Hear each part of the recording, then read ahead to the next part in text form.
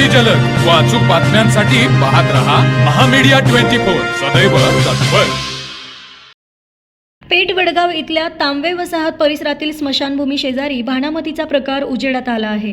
एका बुट्टीमध्ये लिंबू, दोरा, भात, तांदूळ, ब्लाऊज पीस, काकण, हळद कुंकू, मंगळसूत्र, काळ्या भावल्या यासह जिवंत कोंबडा आढळला असून याबाबत परिसरातून भीती व्यक्त होत असून नागरिकांच्या मध्ये संतापही निर्माण झाला आहे। हातकणंगले तालुक्यातील पेठ वडगाव शहराच्या हद्दीतील तांबे वसाहत शेजारी असणाऱ्या स्मशानभूमीलगत एका काटेरी बाबळीच्या झाडाशेजारी एक बुट्टी आढळून आली असून त्या बुट्टीमध्ये लिंबू, दोरा, भात, तांदूळ, ब्लाऊज पीस, काकण, हळद कुंकू, मंगळसूत्र, 5 ते 6 काळ्या भावल्या, नारळ, उदगाटी, गुलाल, पांढरे कापड, केसांना बांधायचा बो, फुले यांनी गच्च भरलेली बुट्टी आढळून आली।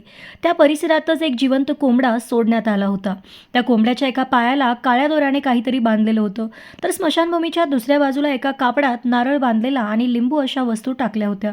हा प्रकार आज सकाळी उघडकीस येताच तांबे वसाहतीतील नागरिकांनी घटनास्थळी मोठी गर्दी केली होती। ही बातमी वाऱ्यासारखी शहरामध्ये पसरली। निवडणुकीचा निकाल लागल्यानंतर हा अघोरी प्रकार पुन्हा घडल्याने नागरिकांच्या मध्ये भीतीचे वातावरण निर्माण झाले आहे। हा समाजामध्ये तेढ निर्माण करण्याचा प्रयत्न असल्याचीही शक्यता वर्तवली जात असून पोलीस प्रशासनाने यामध्ये लक्ष घालून संबंधितांचा शोध घ्यावा आणि कडक कारवाई करावी अशी मागणी आता नागरिकांच्यातून होत आहे।